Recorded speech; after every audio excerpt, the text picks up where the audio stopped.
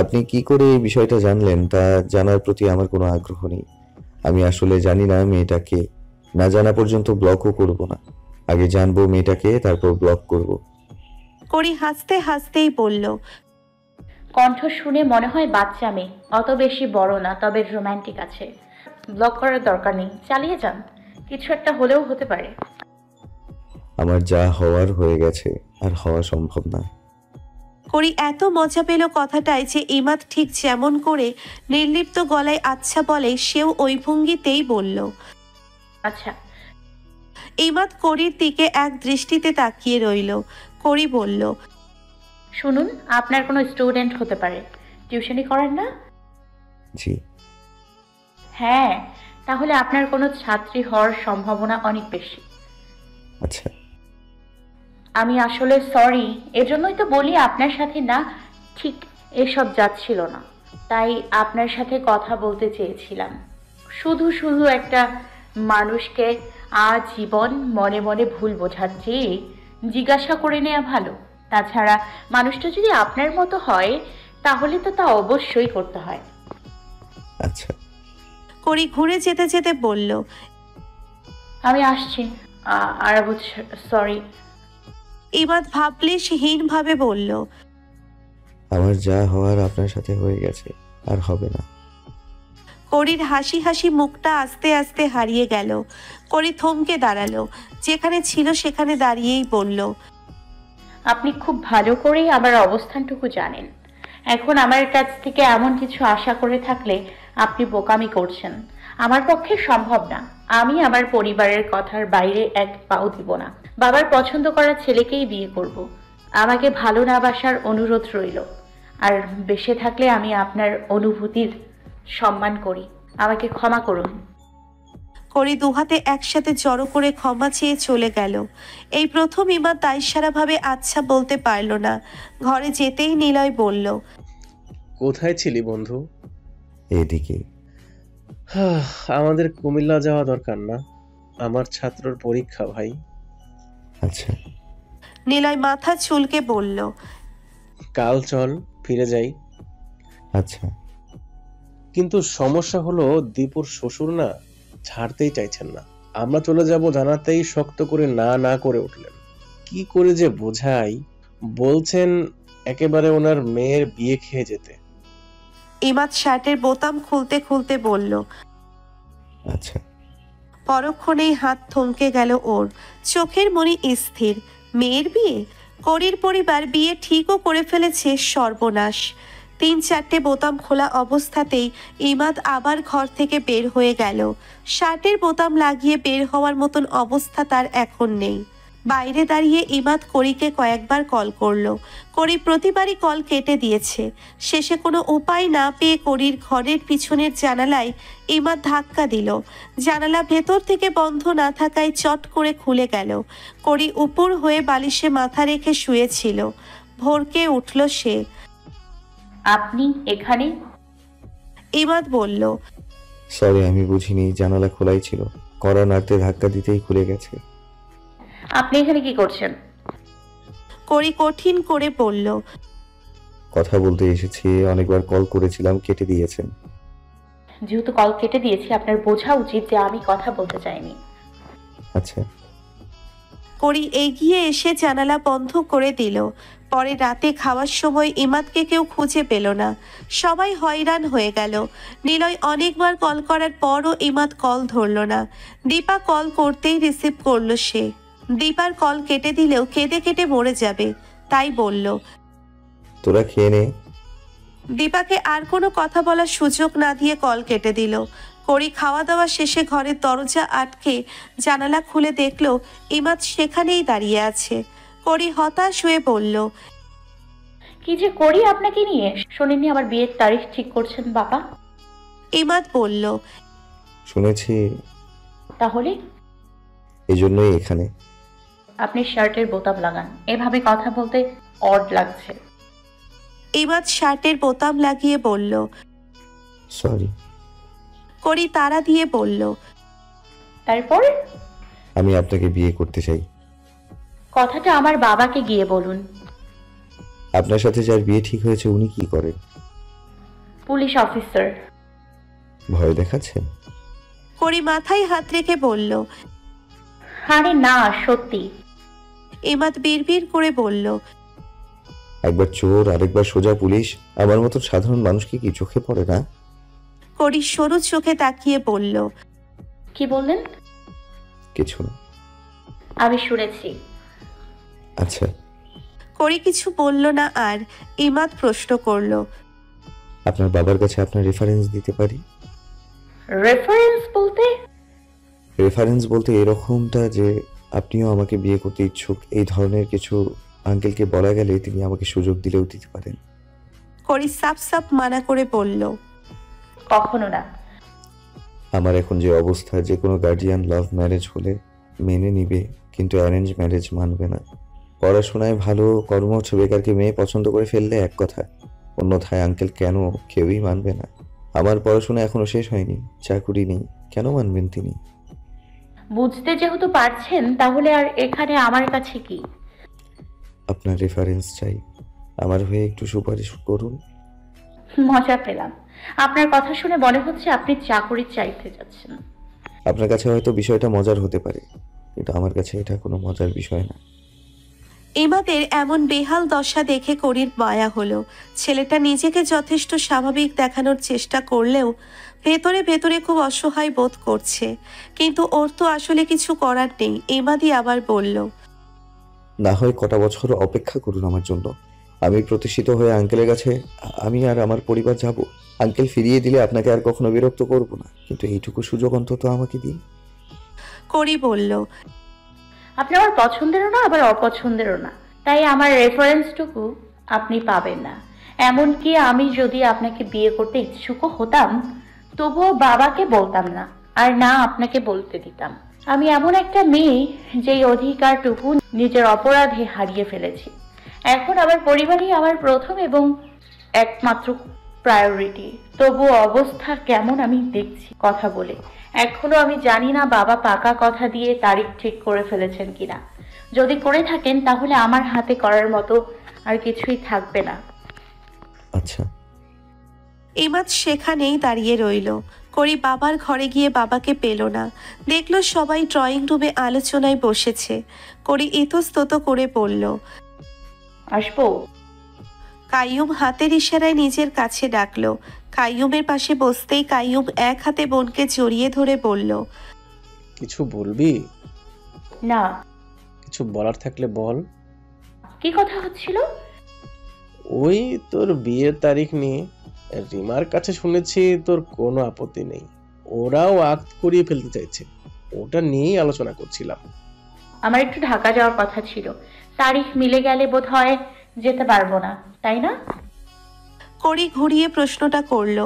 কাদের সাহেব কাঁচতে কাঁচতে বললেন। কয় তারিখ যেতে চাচ্ছিস? তাদের মানে তারিখ এখনো ঠিক হয়নি।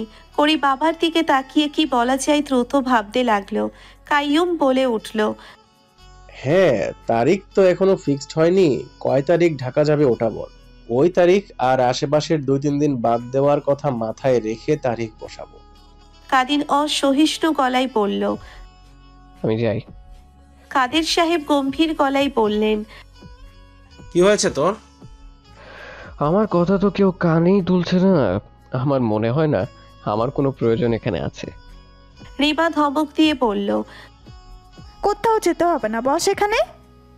কাদিন অনিচ্ছা সত্ত্বেও বসলো, বলল। বাড়িতে একটা বিয়ের অনুষ্ঠান সবে হলো, এখনই আবার আগ থেকে এসে কি দরকার অত তাড়াহুড়ো করার? কাইয়ুম বলল। শুভ কাজে দেরি করতে নেই, উভয় পক্ষই যেহেতু রাজি, এখানে দেরি করবার কি আছে? হুট করে কিছু করতে নেই, আমাদের উচিত আরো খোঁজ খবর নেওয়া। খোঁজ খবর নিয়েছি, নিয়েই তো এগুচ্ছি। আমার কেন যেন মন টানছে না। কেন, কি সমস্যা? কাদের সাহেব প্রশ্ন করলেন। ছেলে পুলিশ, এইসব পেশার মানুষদের রিস্ক বেশি, জীবনের কোনো নিশ্চয়তা নেই, কখন কি হয়। কায়েশ বলল। রিস্ক ভাই সব কিছুতেই। এই যে তুমি বাইকে করে অফিস করতে যাও, আল্লাহ না করুক তোমারও বাইক অ্যাক্সিডেন্ট হতে পারে, তো এটা ভেবে কি মেজো ভাবির পরিবার তোমাকে তাদের মেয়ে দেয়নি? এই ছেলের মাঝে আরো সমস্যা আছে, ছেলেকে ভালো করে দেখেছিস তুই? শু পরতে হয় বেল্টের সাথে ম্যাচ করে, এটাও জানি না। এই ছেলে শু পরেছে প্যান্টের সাথে ম্যাচ করে। পারফিউমের ঘ্রাণটাও কড়া ছিল, কেমন যেন সস্তা পারফিউম। ড্রেসিং সেন্স ভালো না। এমন ছেলের সাথে করির বিয়ে আমি দিব না। দীপা ফ্যাল করে কাদিনের দিকে তাকিয়ে রইল। মানুষটার মাথায় সমস্যা আছে নাকি? দীপা পাশে বসা রিমার কানে ফিসফিস করে বলল, আপু, আপনার ভাই ছোটবেলায় কোথাও পড়ে টরে গিয়ে মাথায় কোনো আঘাত পেয়েছিল? রিমা বলল, এইটুকু দেখে এই কথা বলছো? তাহলে ওর বেলায় ও মেয়ে দেখে এসে কি বলতো, শুনলে কি বলবে? আমাদের ভাগ্য ভালো শেষ পর্যন্ত তোমাকে পেয়েছি। ভাগ্যিস তোমার উপর ওর কোনো জোর পড়েনি। কি জাদু করেছিলে ওকে বলো তো? রিমা দুষ্টু হাসি হেসে কনুই দিয়ে ধাক্কা দিল দীপাকে। দীপার আচমকা এত লজ্জা লাগলো, কায়েস দুহাত একসাথে জড়ো করে কপালে ঠেকিয়ে বলল, নিজের বেলায় যে অত্যাচার করেছো তবুও তোমার হয়নি না? আবার শুরু হয়েছে তোমার এই অত্যাচার। ক্ষমা দাও না আমাদের, আর কত চালাবে? কাদিন দমল না, উল্টে বলল, তোর বোধহয় বিয়ে করতে বেশি মন চাইছে, এই জন্যে করির বিয়ের এত তাড়া তোর। এত মন চাইলে তোর বিয়ে তুই সেরে ফেল, আমাদের কোনো সমস্যা নেই। কায়েস থতমত খেয়ে একদম চুপ হয়ে গেল। বেচারা লজ্জায় শেষ। কাদিন কাদের সাহেবের দিকে তাকিয়ে বলল, বাবা, এত তাড়া কিসের আমাদের? একটাই তো বোন, তাই না? আমরা আরো ভাবি, আরো দেখি, একটা কেন 10টা বিয়ে দেখে এরপর বেস্টটা দিব। কাইয়ুম বাগড়া দিয়ে বলল, তোর পছন্দ হওয়ার আশায় বসে থাকলে 10টা কেন 10,000টা দেখার পরও করির আর বিয়ে হবে না। তুই তোর ওস্তাদি কলম চালাতেই থাকবি, আর এক একটা বিয়ে ভাঙতেই থাকবি। তুই যেসব কারণ দর্শালি একটাও ধরার মতন না। কাদিন কিছু একটা বলতে যাচ্ছিল, কিন্তু তার আগেই কাদের সাহেব ডাকলেন। কাদিন? কাদিন বিনম্র গলায় বলল, জি বাবা। রিস্কের কথাটা বলে তুমি আমাকে ভয় পাইয়ে দিয়েছো। এখনই বুক ধরফর করছে। আমি এখানে আর মেয়ে দিতে পারবো না, আর দিলেও দুশ্চিন্তায় আমি টিকতে পারবো না। কাজটা ঠিক করনি। উঠে গেলেন তিনি। করিও উঠল। সে বুঝে গেছে এই বিয়ে ভাগ্যক্রমে বাতিল হয়ে গেছে। অবাক লাগছে তার। কাইয়ুম দীর্ঘশ্বাস ফেলল। আরে, কত ভালো সম্বন্ধটা ছুটে গেল। রিমারও মন খারাপ। করির বিয়েতে কোন শাড়িটা পরবে এটাও সে ঠিক করে ফেলেছিল। কায়েস বেচারা যে লজ্জা পেয়েছে, এরপর চুপচাপ ঘর ছেড়ে যাওয়া ছাড়া আর কোনো উপায় ওর নেই। দীপা আর কাদিনও নিজেদের ঘরে চলে গেল। বিয়েটা শেষ পর্যন্ত না হওয়ায় কাদিনের ভালো লাগছে। এই সম্বন্ধটা ওর মন মতো হয়নি। দীপা আচমকা বলল, আমাকে কেন বিয়ে করতে রাজি হয়েছিলেন? কাদিন দীপার দিকে ঘুরে তাকালো। জেনে কি করবে? দীপা বলল, আমার তো দোষের শেষ নেই, তাই আর কি। কাদিন বিছানা ঝাড় দিতে দিতে ঠেস দিয়ে বলল, লুচ্চা উপাধি পেতে তোমাকে বিয়ে করেছিলাম। দীপা এতক্ষণ কাদিনের রেগে থাকার কারণটা ধরতে পারল। এতক্ষণ আসলে বুঝতে পারছিল না ঠিক কোন কারণটাই কাদিন ওর উপর এত ক্ষেপে আছে। দীপা মিনমিন করে নিচু গলায় বলল, সরি। কাদিন ঘুরে দাঁড়িয়ে বলল, তুমি চুমু খেতে বলেছিলে, এরপরে আমি এগিয়েছিলাম। কোন হিসেবে আমাকে লুচ্চা বললে তুমি? দীপা কি বলবে? কাদিন তো ঠিকই বলেছে। দীপা তাই চুপ করে রইল। কাদিন বলল, কেন বলেছো? দীপা কঠিন চেরার মুখে পড়ে কাঁদো কাঁদো হয়ে বলল, সরি বললাম তো, এরপরেও আমার শক্ত শক্ত কথা কেন বলছেন? কাদিন বলল। যাও, বললাম না আর। শুয়ে পড়ল ও। দীপাও ওপাশ ফিরে শুয়ে পড়ল। কাদিনের ধমকা ধমকিতে মন খারাপ নিয়েই ঘুমের দেশে তলিয়ে গেল ও। ঘুমের ঘোরে সব সময়ের মতোই পাশ উল্টে কাদিনের উপর হাত পা তুলে শক্ত করে জড়িয়ে ধরল কাদিনকে। কাদিন বিরক্ত হয়ে সরিয়ে দিল দীপাকে। শিল্পী বলল, তোর বান্ধবীদের আসতে বলেছিস তো? মিলা চুলের কাটা খুলে চুলে 2 ঝুঁটি করতে করতে বলল। হো। শিল্পী বলল, নীল স্কার্টটা পর না, এটা কেন? মিলা মায়ের দিকে তাকিয়ে জোর করে হেসে বলল, ঠিক আছে। শিল্পী যেতেই দরজা আটকে মিলা পোশাক বদলে নীল স্কার্ট পরল। সুহাকে কল করল সে। আসছিস তো? সুহা বলল, না। কেন? তোর জন্মদিন যদি কেউ কোনোদিন পালন করে তবেই সেই দিন যাব। আহ, এমন করিস না তো। আমি গেলে কিছু একটা উল্টো পাল্টা বলে ফেলবো, দেখিস। আয় না। না। সোহা খট করে মোবাইল রেখে দিল। মুবিন আজ এত খুশি যে ওর অপছন্দের হওয়া সত্ত্বেও মায়ের পছন্দের ডেনিম শার্ট এবং নীল জিন্স পরল। শিল্পী খুশি হয়ে মুবিনকে অনেকক্ষণ জড়িয়ে ধরে রাখল। মুবিন খানিক লজ্জা পেল, শেষটায় ধৈর্য হারা হয়ে বলল, আর কতক্ষণ মা, ছাড়ো না। না, ছাড়বো না। তোর বুকে অনেক শান্তি বাপ, কি লম্বা হয়ে গেছিস, মাশাল্লাহ। মঈন ঘরে ঢুকে মা ছেলেকে একসাথে দেখে নিজেও এগিয়ে গেল। দেখি আমার চেয়ে লম্বা কিনা তোমার ছেলে। মুবিন উৎসাহে সোজা হয়ে দাঁড়িয়ে বাবার কাঁধের সাথে কাঁধ মেলালো। এই তো আর একটু। একটু না, অনেকটুকু। এখন কানের দুলো খোলো। মঈন হাত বাড়িয়ে দিল। মুবিন বিনা বাক্যে কান থেকে দুল খুলে বাবার হাতে দিল। আজ বাবাকে খুব ভালো লাগছে। বাবা মা সবসময় এমন থাকতে পারেন না? একে অপরের সাথে যুদ্ধ কেন করেন? এই সুখী বাবা মায়ের সাথে একটা ছবি তুলে ফেললে কেমন হয়? ছবিটাই ওরা হাসতে থাকবে। বাবা মুখ মেঘ কালো করে রাখবেন না। মায়ের চোখ দিঘির মতো কান্না টলমলে হবে না। আর মিলা কোথায়? মুবিন বলল, একটু দাঁড়াও, একটা ছবি তুলবো আমরা। মিলাকে ডেকে নিয়ে আসছি। মুবিন দ্রুত ঘর থেকে বের হয়ে গেল। মেহমানরা ধীরে ধীরে আসতে শুরু করেছে। মিলা ড্রয়িং রুমে হাসি মুখে সবাইকে অভ্যর্থনা জানাচ্ছে। সে হাসি উদারতার হাসি, হাসিতে কষ্ট মিশে আছে, তবে হিংসে নেই, বেদনা আছে, জ্বলন নেই। মুবিন পাশে দাঁড়িয়ে বলল, না এক্ষুনি। মিলা বলল, পরে। মুবিন ঘরে গিয়ে ছবি তুলবার উদ্দেশ্যে মা বাবার মাঝে দাঁড়িয়ে মিলার জন্য অপেক্ষা করতে লাগলো। মিলা বেশ সময় নিয়েই এলো। ঘরের ভিতরে আসার পরিবর্তেও ঘরের দরজায় দাঁড়িয়ে মোবাইল হাতে ওদের ছবি তুলতে ব্যস্ত হয়ে পড়ল। বাবা, তোমার টাইটা পাকা হয়ে আছে তো। মঈন মুবিনের কাঁধ থেকে হাত সরিয়ে টাই ঠিক করে দাঁড়ালো। মিলা একটা ক্লিক নিয়ে নিল।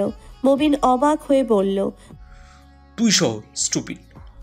না, আমার ছবি তুলতে ইচ্ছে করে না। শুধু পড়াশোনা করে বড় বড় মার্কস নিয়ে এলে স্মার্ট হওয়া যায় না। মুবিন রাগে শুধু এইটুকুই বলতে পারল। মিলা হাসলো। আমিও তো স্মার্ট না রে। মুবিন বলল, মিথ্যে কেন বলছিস? নিজের ফ্রেন্ডের সাথে তো সারাদিনই সেলফি তুলিস, আমার সাথে ছবি তুলবেন এটা বল। মিলা দেখলো মুবিন রাগ করে ফেলছে। আসলে স্টুপিডও নয়, স্টুপিড মুবিন। ওকে সাথে নিয়ে ছবি তুলবার প্রয়োজনটা কি? মা বাবাকে তাদের ছেলের সাথেই বানায়। ওকে ক্যামেরাম্যানের চরিত্রে দেখতে তাদের খুব একটা খারাপ নিশ্চয়ই লাগবে না। বরং মুবিনকে মাঝে দাঁড় করিয়ে শুধু তিনজনের অকাঙ্ক্ষিত একটি ছবি খুব সহজেই তারা পেয়ে যাবে। মিলা নিজের মুখকে সংবরণ করলো। না হয় সে খুব সহজেই বলতে পারতো যে, আমি সহ তুলতে গেলে যে সমস্যা হয়ে যাবে। আমার অতি প্রিয় বোকা ভাই তোকে ছবি থেকে পাশে পাবে তা নিয়ে যে তর্কাতর্কি, রক্তারক্তি, কোনো কাণ্ড ঘটবে না তার নিশ্চয়তা কি তুই দিতে পারবি? আমি চাই না তোর জন্মদিন ভেস্তে যাক।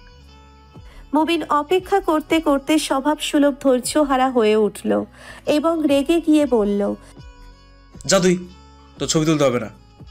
মিলা নিজেকে সামলে নিয়ে বলল, উফ মুবিন, আমার মেকআপ এখনো বাকি, তাই তুলতে চাইছিলাম না। মুবিন সরে এসে মিলাকে ধাক্কা দিয়ে পিছনে ঠেলে দিয়ে বলল, চুপচাপ দাঁড়া এখানে, গর্ধব একটা। মিলা একটুও রাগ করল না, বরং প্রশস্ত হাসি হেসে মা বাবার মাঝে দাঁড়িয়ে তাদের চারজনের জীবনের একসাথে শেষ এবং চিরস্মরণীয় ছবিটি তুলল। ছবিটি তাদের সবচেয়ে প্রিয় ছবির দলে যোগ দিল, কিংবা যুক্ত হলো অন্যতম কুৎসিত এক প্রেমবন্দি স্মৃতি হয়ে। কারণ এর কিছুক্ষণ পরই এক ফরাসি নারী বিনা আমন্ত্রণে মুবিনের অভূতপূর্ব সেই জন্মদিনে অতিথি হয়ে এলো। তার পরিচয়, সে মুবিন এবং মিলার বাবা মঈনের প্রেয়সী। সে মঈনের অসুস্থতার খবর পেয়ে সুদূর ফ্রান্স থেকে ছুটে এসেছে তাকে শুধু এক নজর দেখবার জন্য। তার নাম মিশেল ওড। মিশেলকে সচক্ষে দেখে শিল্পী আর নিজেকে ধরে রাখতে পারেননি। মেহমানের ভয়ে মঈনকে ছেড়েও কথা বলেননি। এই সেই রূপসী মঈন? আমার ধারণা তাহলে ভুল ছিল না। মঈন শিল্পীর হাত ধরে তাকে হলঘর থেকে নিজেদের শোবার ঘরে টেনে নিয়ে যেতে চাইল। শিল্পী হাত ছাড়িয়ে বলল, খবরদার, ছুবে না আমায়। এখন এত লজ্জা কিসের, জানুক লোকে। মঈন বলল, আই ক্যান এক্সপ্লেইন। না, তুমি পারো না। ঠিক আছে, ঘরে চলো। শিল্পী যেতে চাইল না। মঈন জোর করে টেনে নিয়ে গেল। দরজা বন্ধ হয়ে গেল ওদের ঘরের। কিন্তু দাম্পত্য কলহের কোলাহল ছড়িয়ে পড়ল হল ঘরের প্রতিটি কোনায় কোনায়। প্রতিটি নিমন্ত্রিত লোকের কোল্ড ড্রিঙ্কসের ক্লাসে ক্লাসে কেকের টুকরো বহনকারী নকশাকৃত পিরিচে পিরিচে। শিল্পী আর মঈনের চেঁচামেচি, ফুলদানির ভাঙন, মিশেলের উপস্থিতি ইত্যাদি চারদিকে গুঞ্জন আর রং তামাশা দেখা এমন কিছু চাহনির সৃষ্টি করল। যেসব চাহনি দেখে মুবিন দৌড়ে চলে গেল নিজের ঘরে। সে একা থাকতে চায়। মিলা মেহমানদের কাছে দায়িত্ব নিয়ে ক্ষমা চাইল। মুবিনের জন্য নিয়ে আসা উপহার সামগ্রী রেখে মেহমানরা চলে যেতেই মিশেল মিলাকে একা পেয়ে ইংরেজিতে বলল, তোমার নাম মিলা? মিলা দাঁতে দাঁত ঘষে শুদ্ধ বাংলায় বলল, আর তুমি নিশ্চয়ই কোনো ডাইনি। জানালা দিয়ে সব মেহমানদের চলে যেতে দেখে মুবিন নিজের ঘর থেকে বের হয়ে এলো। সে বলল, এই মহিলাকে বলে কি হবে? বলতে গেলে তোর মা বাবাকে বল। মিশেল আবারও ইংরেজিতে প্রশ্ন করল, কি বলছো তুমি? মিলা এইবার ইংরেজিতে বলল, nothing and please leave us alone. Mila নিজের ঘরে চলে গেল। মুবিন মিলার পেছন পেছন গিয়ে বলল, দেখলি তোর মা বাবার কানোটা? হ্যাঁ, পরে কথা বলেছে তোরা, সবার সামনে বলতে হবে? মার এভাবে সবার সামনে রিয়েক্ট করা ঠিক হয়নি। সবাই কি বলছিল? হ্যাঁ, আমি কাল থেকে আর স্কুলে যাব না। ক্লাসে গসিপ করার নতুন খোরাক পেয়ে গেল ওরা। মিলা বলল, যাস না, তুই স্কুলে গিয়ে করিসটাই বা কি? পড়াশোনা তো আর করিস না। তুই আমার সাথে এমন করে কেন কথা বলছিস? মিলা বলল, তুই এখন এখান থেকে যা। মুবিনও চটে গেল। না গেলে কি করবি? আমি যাবো কেন? মেহমানদের মাঝে থেকে যেভাবে পালিয়ে গিয়েছিলি, এখন এমন গলাবাজি করতে লজ্জা করে না? মুবিন বড্ড অপমানিত বোধ করল। সে ওপর নিচ মাথা নাড়তে নাড়তে বলল, ও, এখন বুঝেছি, তোর তো আনন্দ হচ্ছে। মা বাবা আমার জন্মদিন পালন করেছে, সেই হিসেবে তুই জ্বলতে চাচ্ছিলি। হ্যাঁ, এখন সব ভেস্তে গেছে, তাই খুব খুশি, তাই না? মিলা অবজ্ঞার হাসি হেসে বলল, আমি জীবনেও তোর মতো আর একটা স্বার্থপর ছেলে দেখিনি।